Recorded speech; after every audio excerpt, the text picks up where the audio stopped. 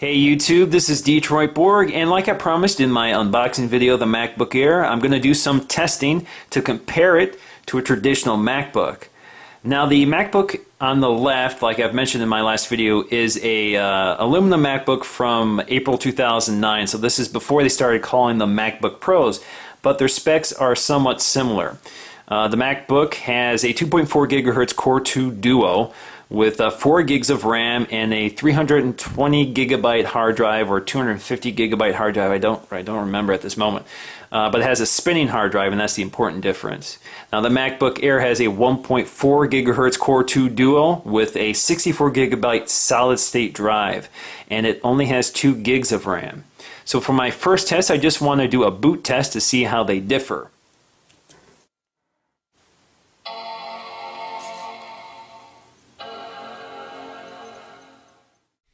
Now I should point out while this is booting that the MacBook or aluminum MacBook has some other software that the MacBook Air does not have installed. So there is some more stuff to boot up than the MacBook Air. However, I have deactivated everything running in the dock. So nothing in the dock should be booting at login. So there isn't apps loading at all. There are just other background processes running, such as WeatherBug and some other things. So that doesn't account for the significant difference here. It's largely thanks to the fact that the operating system is booting from a hard drive versus a flash drive. So that takes quite a bit more time to load. And so in the end, you can see that the aluminum MacBook took about 40 seconds longer to load than the MacBook Air. So for my next test, I'm just going to do a sleep test.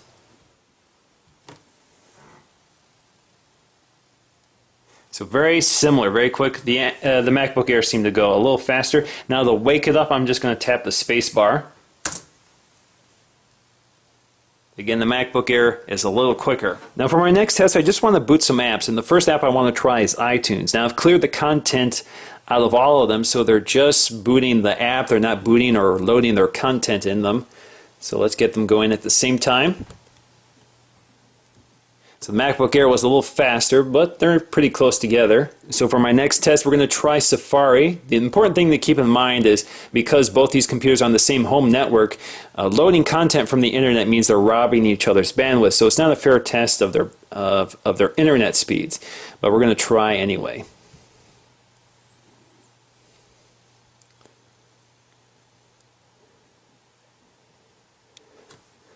So again, the MacBook Air was substantially faster. Again, I'm not sure if that's just the internet speed or what, but that was pretty fast. Let's just load a website. Let's go to YouTube.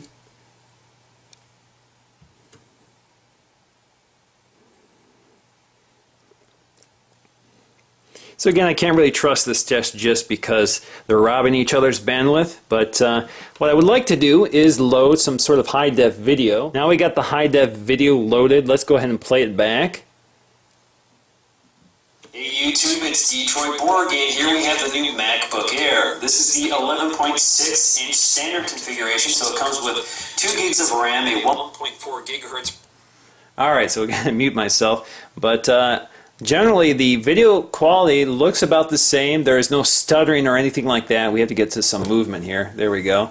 But you can see it's just as smooth as the MacBook. So there's no problem playing high-def video from YouTube. Now for my next test, I'm just going to boot iPhoto 11. There is no photographs in iPhoto, so this will just be a speed test of the app booting, not compiling and searching for the photos themselves. So let's launch them simultaneously. So there you go, the MacBook Air was a little faster. Now my next test, we're going to boot iMovie, and in this test we're going to actually import a movie. I've copied a movie onto each desktop. They're the exact same movie recorded with my high-def flip video cam. It's about 12 seconds.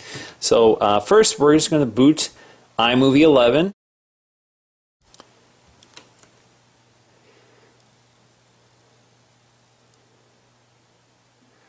So it looks like the MacBook was a little faster.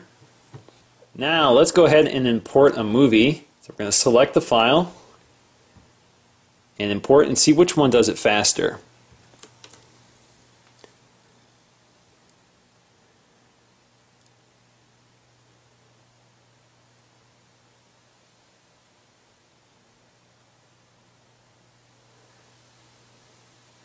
So indeed, the MacBook is faster. This is where that better processor and more RAM comes in handy. So for my next test, we're going to go ahead and export this video. Okay, so they've been imported to the project, and I'm going to make this very simple. We're going to add a title sequence. All right, now let's just export this project. So let's go to Share, and we're going to do in high def 720p. All right, now on the count of 3, 1, 2, 3.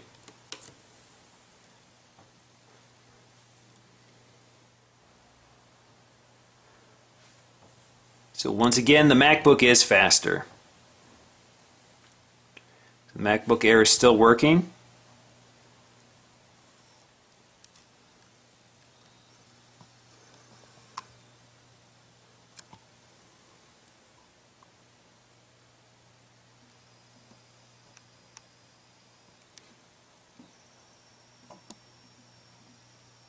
Alright, so there is about, I don't know, 30 seconds difference between the two in that event. So you can see when you're processing video, you're going to be better off with a higher end processor from a MacBook versus the MacBook Air, but you certainly will get by with the MacBook Air if you want to do that. I'm pretty impressed with how well a 1.4 gigahertz processor actually processes video. You certainly can process high def videos with your MacBook Air. You're just not going to do them as quickly. Now let's go ahead and play those projects. So we're going to maximize the screen, and we're going to click play.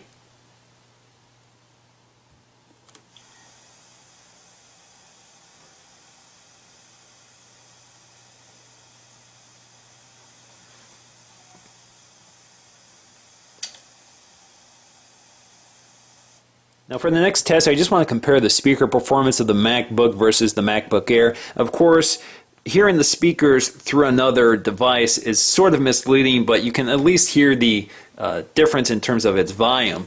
But let me go ahead and get this YouTube video playing. And what I'm going to do is just mute one at a time so you can hear the difference. We're going to try and get them playing at the exact same time.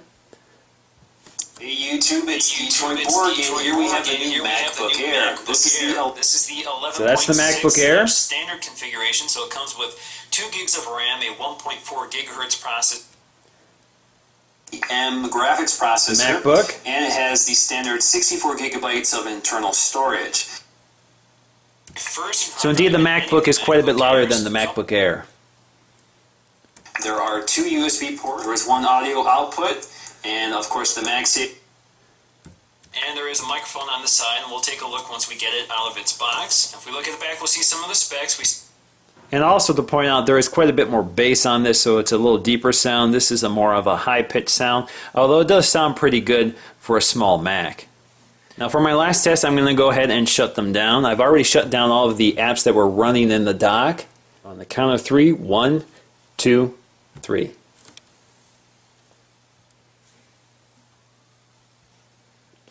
So once again, the MacBook Air was a little faster. Now I just want to take a moment to comment on these two devices. I have to say I'm a big fan of the MacBook Air versus the MacBook at this time, largely because the MacBook is very big and very heavy. It's a very nice machine, but I think it's better as a desktop / laptop, and this is much better as a laptop. It's much more portable. The keyboard is a lot more comfortable to use because of the slope design.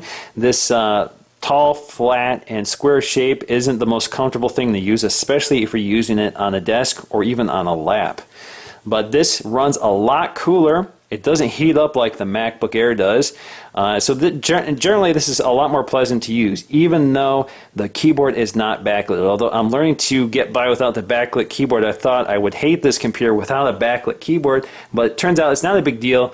You can actually see the keyboard pretty well with the light of the screen. Overall, I'm also very surprised by the performance of the MacBook Air. I thought for sure I would notice a significant decline versus my MacBook, but for all the apps I use, the MacBook Air is more than adequate. In fact, it seems to be quite a bit faster on some of them. So booting up my most frequently used apps is actually much faster, and for me that's much more useful, and we can thank the SSD for that. In conclusion, the MacBook is definitely the right computer if you want to do video processing or gaming or other processor intensive applications, while the MacBook Air is definitely the way to go if you're just doing Safari, iPhoto, iTunes, web browsing, social networking like TweetDeck, that sort of thing, this is more than adequate. It's very fast to load apps. It's faster to boot than the MacBook.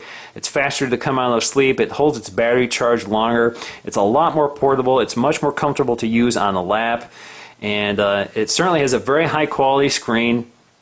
It is smaller, so you do strain a little more to see it if you're not close to it. But like I said, it's a lot more lightweight, so it's a much more comfortable computer to use. The MacBook is for power users. It's actually overkill for my needs because I do all my work on the iMac. So if you have a desktop system and you want a portable computer, I think the MacBook Air is definitely the way to go. And even if you want to do video processing with a MacBook Air, you still get by. You just won't do it as quickly as a MacBook or an iMac. So once again, guys, this is Detroit Borg taking a quick look at the performance difference of the MacBook Air versus the MacBook Pro. Thanks for watching.